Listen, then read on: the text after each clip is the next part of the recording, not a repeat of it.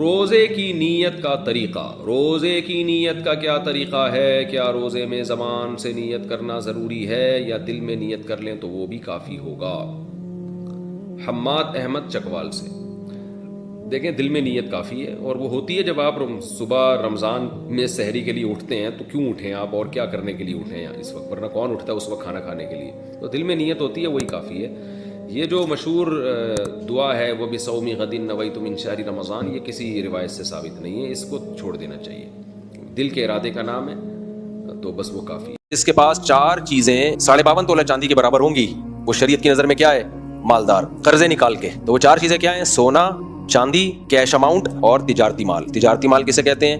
ہر وہ مال جو خریدا ہو اس نیت سے کہ بیچوں گا، ان میں ایک شرط بھی ختم ہو گئی نا تو وہ تجارتی مال نہیں کہلائے گا۔ خریدا تھا بیچنے کے لیے، لیکن جس دن زکوٰۃ نکالنی تھی اس سے پہلے بیچنے کی نیت ختم ہو گئی تو وہ تجارتی مال نہیں رہا۔ خریدا تھا استعمال کے لیے، لیکن زکوٰۃ جس دن دینی تھی اس دن بیچنے کی نیت ہو گئی تو بھی مال تجارت نہیں ہے، کیونکہ خریدتے ہوئے بیچنے کی نیت نہیں تھی۔ تو دکان میں جو مال پڑا ہوتا ہے نا، یہ سارا مال تجارت ہوتا ہے، کیونکہ سارا خریدا ہوتا ہے بیچنے کے لیے۔ آپ نے چوزے خریدے بیچنے کے لیے کہ بڑے ہو کے بیچ دوں گا، مال تجارت ہے۔ آپ نے مرغی خریدی کہ انڈے دے گی، چوزے بیچوں گا، یہ مال تجارت نہیں ہے، کیونکہ مرغی جو خریدی تھی وہ بیچنے کے لیے نہیں، وہ انڈوں کے لیے۔ تو اس مرغی پہ زکوٰۃ نہیں ہے، کیونکہ مرغی خریدی تھی انڈے دینے کے لیے، انڈے اس لیے کہ اس کے چوزے بیچوں گا۔ تو بھائی جو چیز خریدی جا رہی ہے وہ بیچی نہیں جا رہی، جو بیچی جا رہی ہے وہ بیچنے کے لیے خریدی نہیں تھی۔ اور سونا چاندی چاہے وہ استعمال کے ہوں یا نہ ہو، باہر صورت ان پہ زکوٰۃ ہے۔ یہ بھی ذرا حیا کے خلاف مسئلہ ہے، لیکن شادی شدہ لوگ بہت زیادہ پوچھتے ہیں تو میں بیان کر دیتا ہوں۔ روزے میں زوجہ سے بوس و کنار کرنا، کیا روزے کی حالت میں شہوت سے یا بغیر شہوت کے بیوی کو چھونا جائز ہے؟ کیا بوس و کنار کرنا جائز ہے؟